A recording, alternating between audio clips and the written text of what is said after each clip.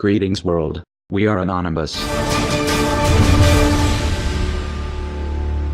Most of the world, the political left in particular, was blindsided by the results of the 2016 election. To say that some are having a hard time coming to terms with the words President Trump, and what the next 4 to 8 years will bring, would be an understatement. Those who told you that a Trump presidency was impossible were quick to remix their pre-election narratives, framing the Donald as something of a Hitler 2.0 and attempting to position themselves as leaders of a new resistance. Self-reflection is still off the table. On the other end of the spectrum you have those who took Trump's promises at face value, and who actually believe he will make America great again, proclaiming the dawn of a new age of conservatism, as the stock market rose to record highs, before he actually took office. Both sides are utterly unprepared for what's coming. Let's just cut to the chase. Is Trump going to usher in a new era of prosperity and innovation, or is he going to be the one standing in the center ring when the circus tent comes down? Remember, some voted for Trump as a political Molotov cocktail. Trump is a businessman. You say, he's going to make things happen. Cut taxes. Cut regulation. Invest $1 trillion in infrastructure including a ginormous wall.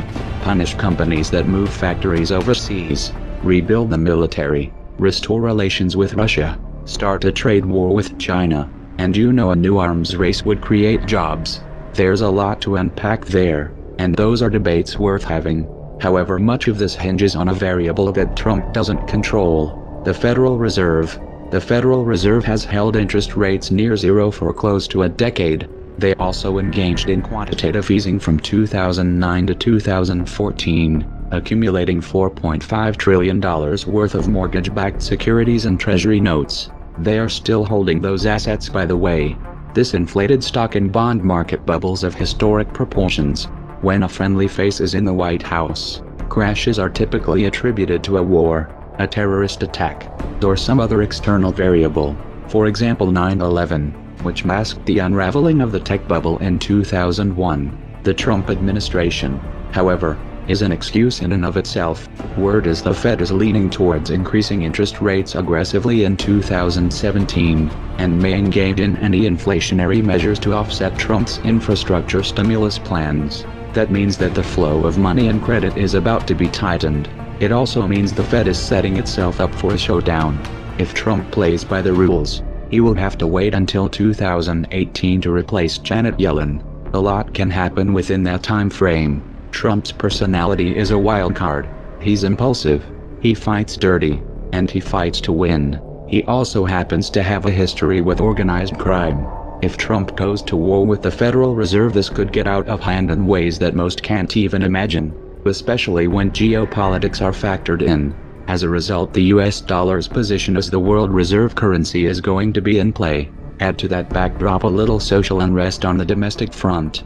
If recent history serves as any indicator, we can count on seeing some kind of racially charged flashpoint involving the police during the Trump administration, probably before 2017 is over. It's also fairly safe to say, given recent history, that some of these protests will turn violent and destructive. The trend has been towards escalation. Having Trump in charge will take this to a new level. Trump ran on a platform of law and order, and support for the police, which piggybacked on the perception that Obama was undermining law enforcement during his term. In spite of the fact that Obama greatly accelerated the militarization of the police, just the belief that Trump has their back is going to influence the police response. They're going to be more confident, more aggressive, and if Trump offers even so much as a word of encouragement, they will go into full crackdown mode, which would of course throw gasoline on a fire. These tensions have the potential of spinning out of control, especially in the context of an economic downturn. And again, Trump's personality is a wild card. Trump is also about to inherit, thanks to Obama and Bush, the most extensive and technologically advanced surveillance apparatus world has ever seen. Obama expanded the NSA's powers even after Trump won, by the way. The power to order extrajudicial assassinations anywhere in the world, and a military which has been authorized by the NDAA to detain anyone, anywhere, including US citizens, indefinitely without trial. To top it off, Trump is filling his administration with former generals, some with combat and counterinsurgency experience. He has everything he needs to implement a full-fledged military dictatorship, and the left has no one to blame but themselves. Trump did not, however, start off on a good foot with the alphabet soup agencies. He has an enemy contingent in the deep state which wants to take him down, and has the means to do it. Replacing upper management won't be enough to neutralize this threat. These agencies have black budgets, and off-the-books programs that defy accountability, and lots of experience toppling upstart regimes. Failure to rein them in could be fatal. The most important trap, however, will be on the geopolitical front. Years of backing Sunni jihadists in Syria failed to unseat Assad, and Trump has vowed to reverse U.S. policy. Israel was openly supporting the Sunni axis. They wanted a full-frontal regime change in both Syria and Iran for many years, but the Obama administration tied their hands. Then Russia stepped in, tipped the balance, and the Shiite crescent not only survived, but grew stronger. Israeli/Sunni axis needs another path to war, so they're changing tack. On January 13, 2017, just 7 days from the inauguration, Israel bombed a Syrian government airport. This provides a glimpse of the years to come. Israel's strategy is simple: provoke Syria and/or Iran until one of them retaliates, which would of course provide cover to take territory. Turkey is likely to make another move in Iraq and/or Syria as well. Turkey has ambitions to expand its borders as well, while the Saudis continue bombing Yemen to rubble. With U.S. government support, Israel feels confident that Trump will defend them at all costs. Indeed, he has given this impression. But will he take the bait? Here Russia is a wild card. What happens if Russia moves quickly to provide Syria and Iran with the means of defending themselves? What happens when Putin and Netanyahu are competing for Trump's ear? With all the other variables in play, will Trump even have the means to influence the outcome in this region? Expect alliances in the Middle East to shift rapidly during the Trump years, with unexpected consequences. In particular, watch for a play on oil that undermines the petrodollar. Making America great again was never on the menu. Trump wasn't supposed to win. He was supposed to be the decoy. This was reality television does politics. Literally. The Democrats thought he was so bad that he would take attention off of Hillary's baggage. So the Clinton campaign pulled strings with their friends in the media to help him in the primaries. We know this thanks to the John Podesta email leaks. We need to be elevating the Pied Piper candidates Trump, Cruz, Carson, so that they are leaders of the pack and tell the press to take them seriously.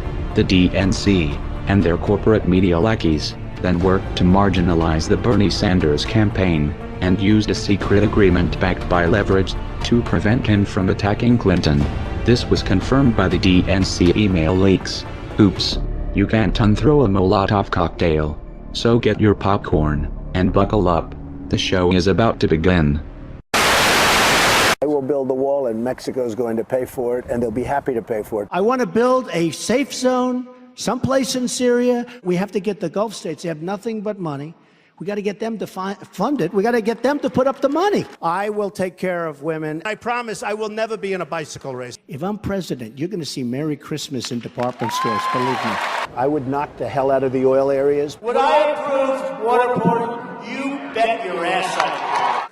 I will find the General Patton, or I will find General MacArthur. I will find the right guy. My generals, by the way, they're not going on television, okay? Renegotiate our foreign trade deals. I want surveillance of certain mosques, okay? I will absolutely take database on the people coming in from Syria. And if I win, I've made it known, if I win, they're going back. We have to rebuild our infrastructure, our bridges, our roadways, our airports. Reduce our $18 trillion in debt. We are going to save Social Security, repeal Obamacare, and replace it with something really, really great that works. End Common Core. I will take jobs back from China. I'll take jobs back from Japan. I'll take jobs back from Mexico. Sadly, the American dream is dead. But if I get elected president, I will bring it back bigger and better and stronger than ever before and we will make America great again. Thank you. Thank you very much.